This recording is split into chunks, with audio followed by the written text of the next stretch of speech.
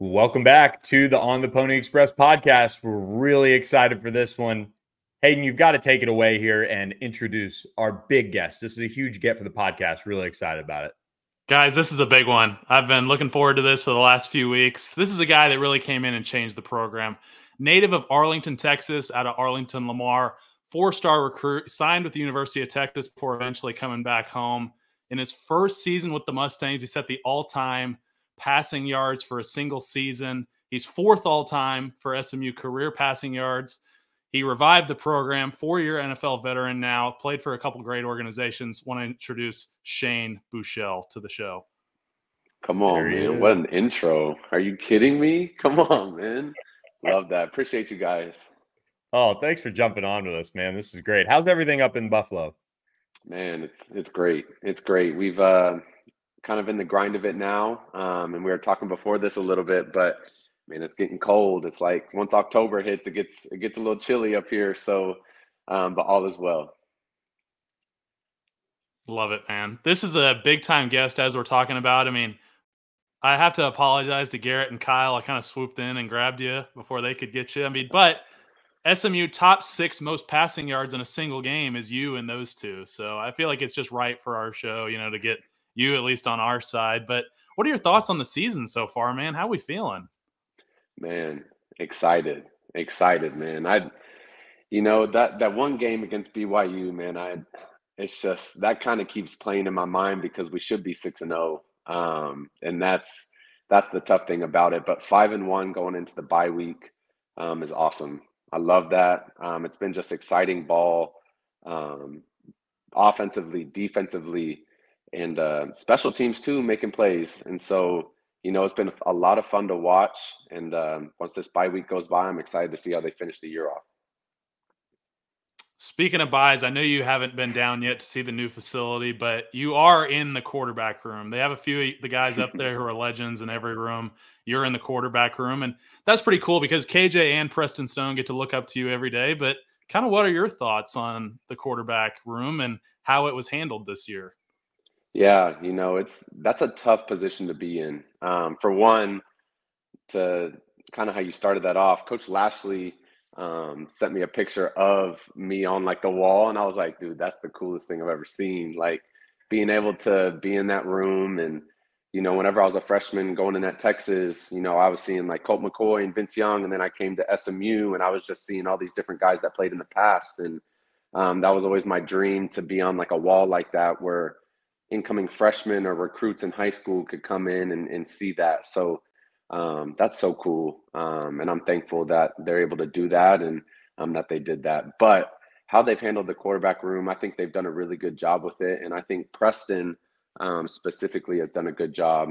It's always tough for him to be the starter on the watch list for all these different awards going into the season. And then ultimately it's still a competition going into the season in the first couple games. And, they had to make the decision to go with KJ, and I think it was a good one. I think it would have been a good one too to go with Preston. I think they're two really good players, and I know it was a tough decision for Coach Lashley and De'Eric and all these guys. So, I think they made the right decision, and I'm happy with how they've been playing so far.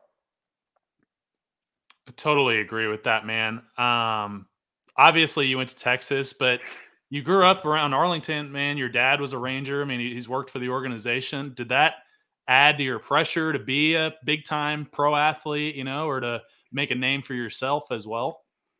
I wouldn't say pressure, but I would say it was always a dream. And I think being able to see that and see it in front of me, I never got to see my pops play, but he retired in 96. I was born in 98, but I saw the cassette tapes and I saw all the things that my grandma kept, and I was able to see it and kind of know. And once he got into coaching, I was in the dugout and I was in the locker room, and I just thought that was the coolest thing, was like the locker room feel, how the guys work together. And that was my dream, to be a part of that. And it came with work and sacrifice and different things, but I wouldn't say pressure. I think it was just always a dream to be able to kind of follow in my dad's footsteps, for sure. That's badass, man. I mean, You were a great baseball player too in high school. I mean, you weren't just a football guy. I mean, yes, you were a four-star quarterback, but did it ever cross your mind to go play college baseball? I mean, was it always football? And then on top of that, I know you grew up in a divided household, man. Your siblings, I mean, they're going to OU. And then was it always Texas for you, or how was your high school experience? Yeah. So originally I went to the University of Texas to play both baseball and football, and I graduated early. So I went through spring football and ended up winning the starting job as a freshman. So I played all 12 games. We didn't make a bowl game, but then we got a new coach at Texas. We got Coach Herman, and so it kind of switched things up. He wanted me to go through spring football, so I didn't end up playing that spring of baseball, and then just kind of let it go after that. So that was kind of how that thing. I always wonder like what could have happened, but I know I made the right decision. I love the game of football, and I'm in the right place right now, so I'm thankful for that. But and then yeah, man, I grew up actually an Oklahoma fan just because my brother played baseball there, and Texas fans probably don't like me saying that, but and then once you get into recruiting, you kind of don't turn into a fan of anybody. It's just where you think is the best fit for you, and I ended up choosing Texas, so it was a tough thing for the house, but through many things, I was able to meet my wife there um, and graduate from there. So all things worked out. You got to pick this weekend. I mean, yeah, is Quinn going to play? I mean, are they giving you the Yeah, inside scoop? Are you going to break any news on the pod? I mean, I don't know from what ESPN's telling me, Quinn's going Yeah, to play, and I got Texas winning that one, but yeah. it'll be a good game for sure. It always is. What was the recruiting process like? I mean, back then, I know it changes, decade by decade in major waves. It seems like, but for you back then, that was still where Twitter was there, but it didn't seem as crazy. But for you, a blue chip guy, I mean, what was that like? Man, it was, I couldn't even imagine being in recruiting right now. Like, recruiting is the wild west right now, and I couldn't even imagine. But for me, I mean, whenever I would get on Twitter or whatever, like I would just hope that there was a notification in my like inbox, and that was like from a coach saying to call me. And that's how we really communicated. It was through like Twitter DMs and all that, and then we would go take a visit, and you would have to like pay for a parking pass, and then like hope they reimbursed you for the parking pass, like just weird things like that. When back in the day, you think about that now, and it's just like they're probably giving you a car to go down there and like paying you a check. I don't know, man. It's just crazy right now, but I'm happy that I went through it when I went through it, because I think now it's kind of the Wild West, and it's the tough thing that college coaches have to go through now, man, is having to recruit all these guys and do it the right way. So um, it was fun back then, but I can only imagine what it is now. Man, so you go to Texas. You're the second true freshman ever to win the starting job at University of Texas. Your opening game is Notre Dame in Austin. Y'all win that double overtime game. Kind of take me through a little bit of that freshman season, and then the coaching change comes. Sam Ellinger comes, and kind of what was the dynamic over that course? Yeah, my freshman year was like a roller coaster, man. Like the highs of the highs and the lowest of the lows. That first game, everybody's like, oh, last year Texas got beat by Notre Dame by 45 points or whatever it was, and it's just probably going to be like that this year. And the only game to be played on Sunday night for college football, like it was just everybody was watching this game, and to be able to start that game and lead the team to a win in the first game, beating a top 25 team in Notre Dame, like that was, I mean, the highest of the highs as a true freshman doing that at the University of Texas. That was great. And then the season went on, and I ended up breaking my first rib up here. Still played in all the games, but like it's just like things that people don't really know that happened, and all these different things. And then we lost to Kansas out of all teams, who hadn't won a game in 17 years, and it was just like, man, this is tough. And then, man, we tried all we could do against TCU in our last game, but TCU was a really good team at that time. So we ended up losing, didn't make a bowl game. Coach Strong got fired, Coach Herman got hired, and ended up winning the job my sophomore year and started, I forget how many games, but then battled some injuries, a high ankle, a shoulder sprain, had a sports hernia at the end of the year, and just kind of battled injuries while I was there. So in my career at Texas, I loved it, but it was the highest of the highs, and then I met the lowest of the lows too. So it was tough. Something that we were all really excited about when it was announced that we were going to get you was the reputation you had in the locker room at University of Texas. You came in for Sam in a few games, and you obviously commanded that locker room. You had everybody's respect. People loved you, and that's what made me excited to be able to get you on the hilltop. So leading to the 2019 season, how'd you get here, man? Like, how did that whole process go down? Yeah, that's a great question and kind of a great story. So I ended up losing the job after I played really well in like a fall camp of 2018, which was my last year at Texas. So I lost the job, and Sam unfortunately got a couple injuries during the year. So I was able to go in and lead the team to a win both times. And that's just, it's part of me is just to stay prepared and always just, you never know what's going to happen. And it's kind of in the position that I'm in now in the league, and being a backup quarterback, obviously I'm on IR, but in the past is like, you always got to be ready. And that's just kind of how I've always been, is you never know what's going to happen. So that's what happened in 2018. And then in 2019, man, ended up choosing SMU, which I was super thankful for. And kind of didn't really know what to expect. I kind of struggled a little bit the year before in 2018, and but I knew the team was there. They just needed a guy to lead them, and I was thankful to be that guy, because man, it was so much fun. Like being able to be the starter, playing football, and start the way that we did, 8-0, I think it was, and it was just a lot of fun. Kind of seeing. I remember my first game in 2019. The first home game, and how many people were in the stands then. And then you fast forward to 6-7 weeks later, and it's almost sold out in that game. And it's just the growth of the program and where we were going. And so I was thankful. There were already good players. Hayden, you were there. James, Reggie, all the skill players, and defense was really good as well. So they just needed a guy to lead them or just add to the leadership. There were leaders already there, and it was a lot of fun, man. That year was a lot of fun.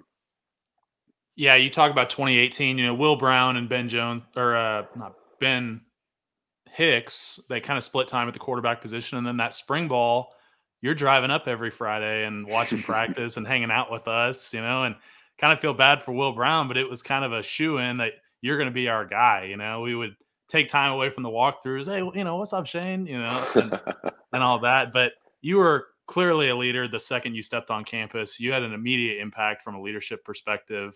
You were a captain in 2019. That speaks wonders to your leadership. And talking about that 2019 season, man, I feel terrible about your first game. I got blown up on a bull rush, first third down, and I got your hand hit, and I'm like, oh my God, I just ruined this. We got this blue chip guy, and I just ruined him. But you went on, you had a great season, 3,929 yards in 2019, still a school record, 34 touchdowns. You talked a little bit about the players, but kind of what else made that season special? We play on game day, so take me through a little bit of that, if you will.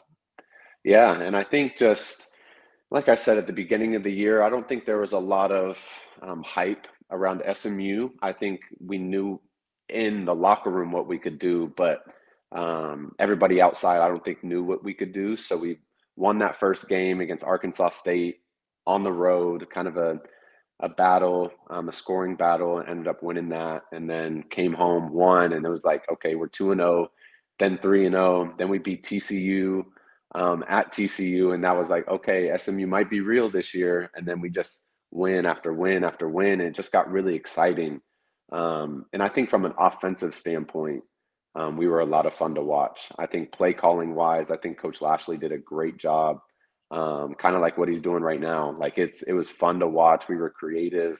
We got everybody involved. Obviously, we had James, Reggie. I don't know. I think Rasheed was there possibly. That was his freshman year. He was a true freshman. Yep. Kylan was there, I'm pretty sure. Yeah, Kylan was there. And then we had Danny Gray was maybe the next year.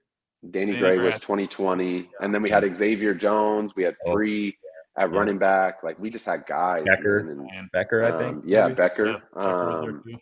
Man, it was just like, it was a lot of fun, man. And we were so creative and were able to get guys in space and just spread it all out. So that year was so much fun. And Hayden, to your point, I don't remember you getting bull rushed and hitting my hand. That's not a memory to me. So I did. One snap and clear. There you go. Hayden hasn't slept in book. years, and now he can sleep. But man, so much fun, exciting, from just not knowing at the beginning of the year to what it ended up being, playing on game day.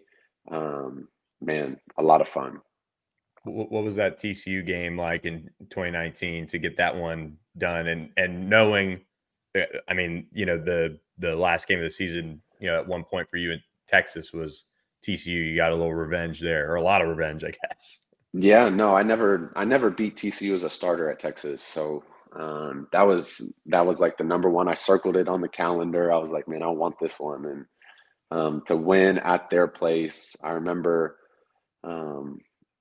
just taking a knee and then looking behind me, hugging X, and just like, somehow my cousin got on the field. I'm hugging my cousin, and I'm like, man, this is crazy. But so much fun, man. That's a game that I'll never forget, and probably one of my favorite college games in general was that win, and walking out of there with the dub. I would 100% agree with that. Such a great game. And you talked a little bit about being creative. I mean, we threw a 2-point conversion to Jalen Thomas that year. You know, I feel like we threw a pop pass to Kylan like once a game, it felt like. Yep. So just a lot of fun times on offense. That was the reverse, I think, too, that started that game in 19. Yep, I think it was second down, right after a first down. We had it in our like first 15 plays, and hit them down the field. That was awesome. It was awesome.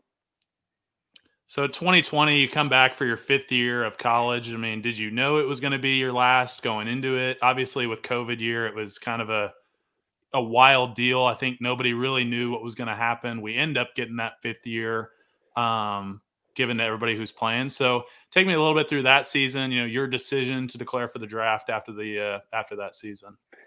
Yeah, that season was tough because we had a really good team.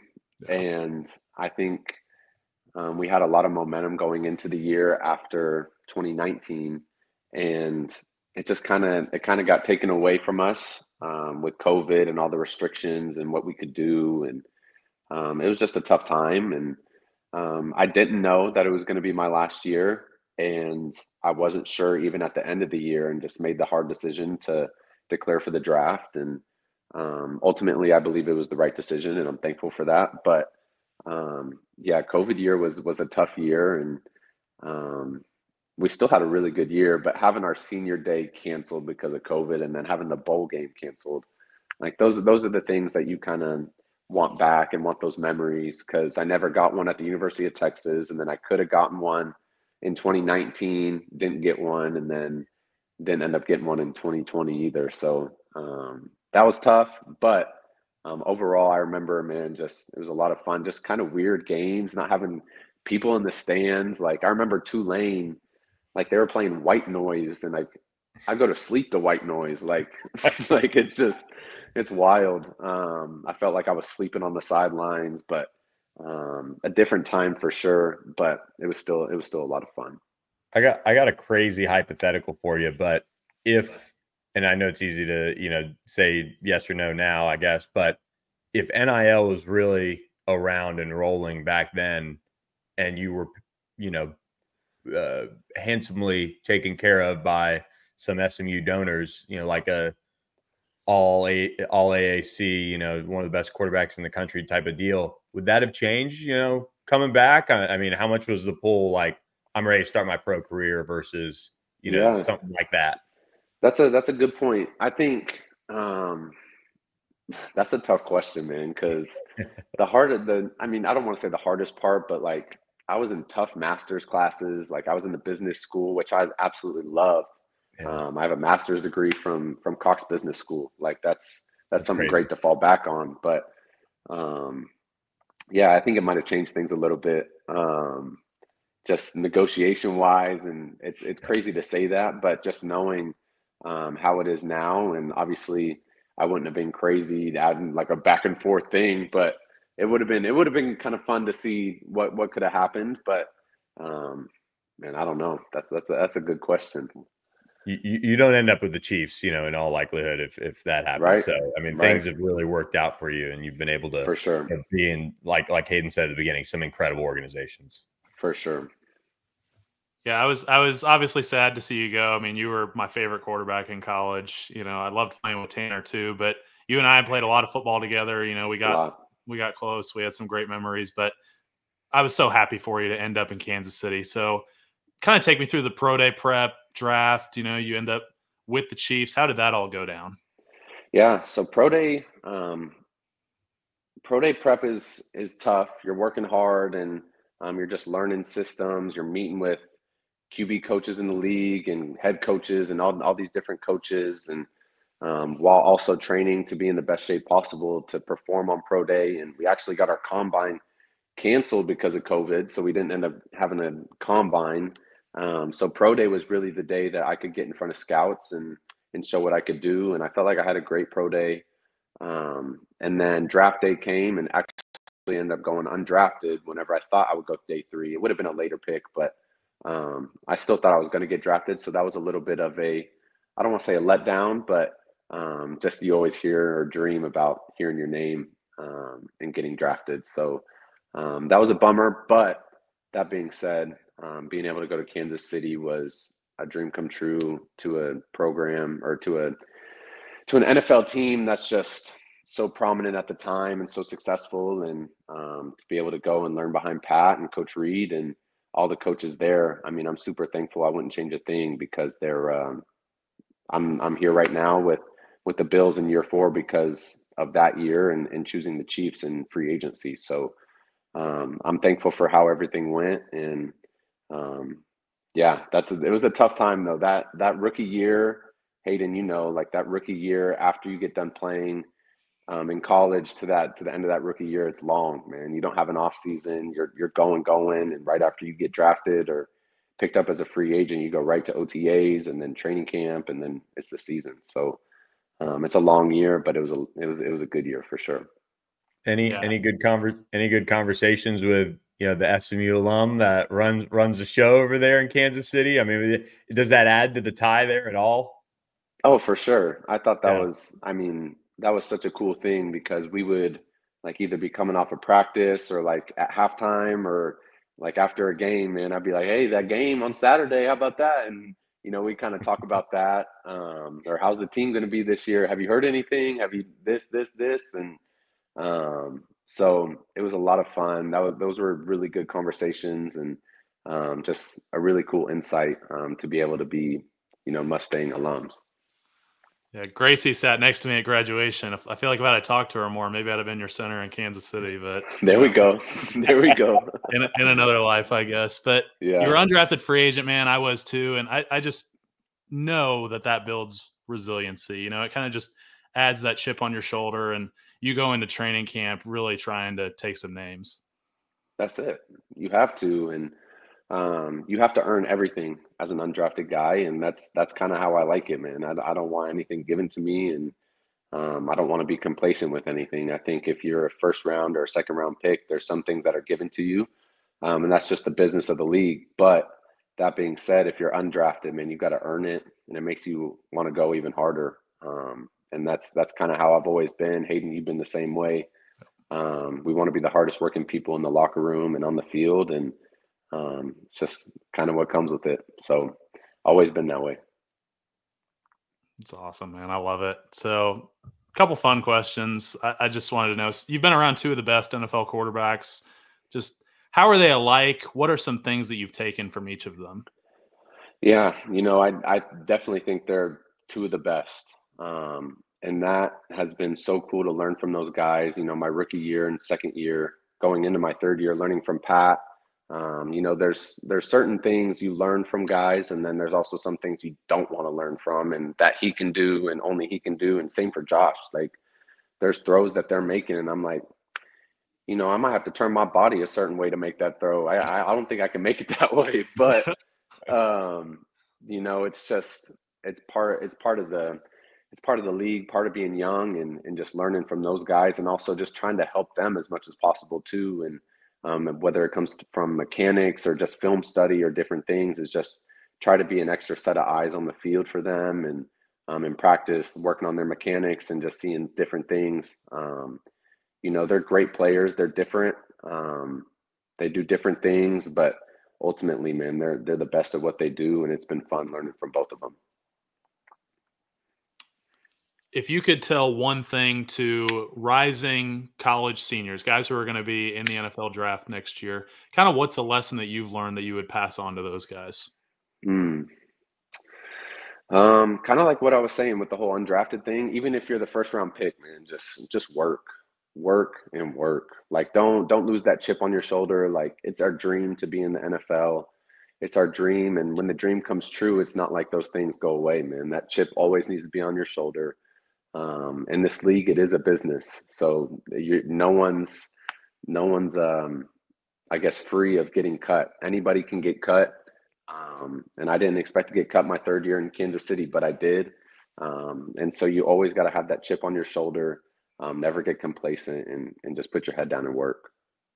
And kind of building off that, any advice to guys going through a recruiting process? I know it's changed so much, but so maybe the right question might be transfers, you know, prioritizing certain things and, you know, kind of building yourself in a successful situation rather than, you know, some of the other, you know, motivating factors nowadays that go into transfers.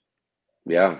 I think the college level is tough, just because there is a payment factor to it. I hope it gets controlled, and it sounds like it will eventually. But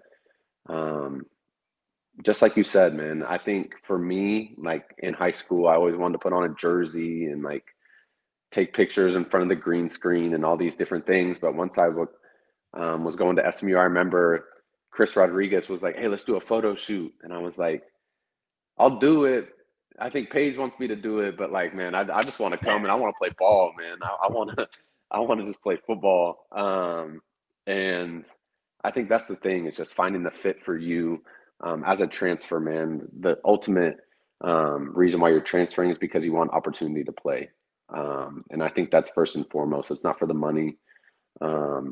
It's for the opportunity to play and finding the right fit. And that's exactly what I did. And that's why I chose SMU. Yeah, I remember you were all business in a way. You commit, and I think I had your number maybe from recruiting, and just reached out. I said, "Hey, any chance you want to talk?" And you were like, "Nope, I'm just coming in. I'm going to do my thing." And you know, hey, not but me. no, I think I might have ended up posting that on the board to say, "Hey, you know," because people wanted to hear from you. You know, like Hayden was over there, you know, shaking your hand and kissing your feet, and SMU fans were ready to do that as well. And you know, I just said, "Hey, he wants to come in and, you know, go to work." And I mean, that's exactly what you did. So I mean, kudos to you. I didn't say that. No, I appreciate that. You're hanging out with us now. That's it's a 40-year 100%. decision, right? Yeah, absolutely. Yeah. It's been awesome watching you, man. I'm so proud of you. I remember that game, that second preseason game last year. You guys came to Arizona, and dude, you ran all over us. Where did that come from? That's you know, right. Hey, man, when you got people, yeah, no, when you got people chasing you, it's different. you find a different speed. So that's where that came from. But you know, it's funny, man. My wife, Paige, she's always talking like, "Man, I think you can run faster." And like, I promise you, I'm working on it. I'm working in the off season on trying to run faster. But it's just all in love. She's trying to make me the best player I can be. But yeah, for some reason I like playing at Arizona. The dome, it's always hot in the summer. It kind of reminds me of Texas, man. Yeah. It's a good spot. I always like playing there. Yeah, that was fun. I love the picture that you, me, and Rashid took. I need to get that framed for the office. 100%. 100%. But Billy, unless you got anything else, that was all I had. No, man, this is so awesome. We really appreciate you coming on, and like Hayden said, so proud of you and all that. And I know it's cheesy to say, but it's been a lot of fun watching your career, and of course being along for a little bit of the ride at least. So looking forward to more conversations, and it's been a blast hanging out. Billy, Hayden, I appreciate you guys, man. This was fun.